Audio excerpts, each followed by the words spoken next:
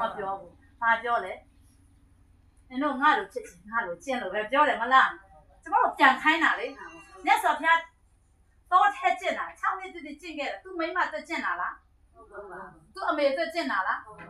သူအဖေတက်ကျင့်တာလားမဟုတ်ဘူးသူအတွက်သူတန်းပြရတယ်မ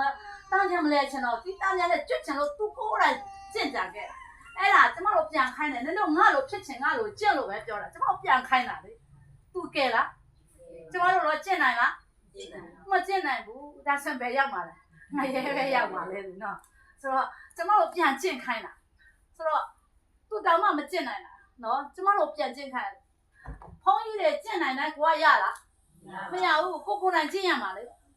ကျမတို့ကတဏှာရည်လေဖျားစင်မှာကာယကံဝစီကံမနောကံကံတော့မှမပြတ်မရဘူးဆိုမှအပြစ်မှပြန်မှဆဲချင်တာဆဲအော်ချင်တာအော်တဲ့လူကကောင်းရနိုင်မလား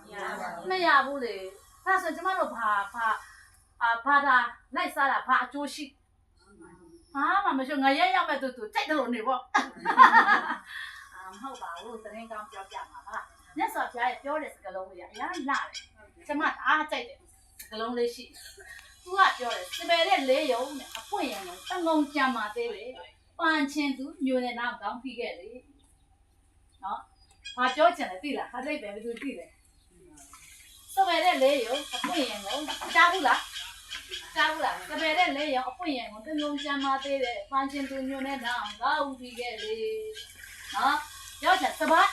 ဖျားလေးစုပို့မှာပြီတဲ့တဆူပဲကြံတော့တယ်အဲ့တဆူသူကျင်တာငါလို့ကျင်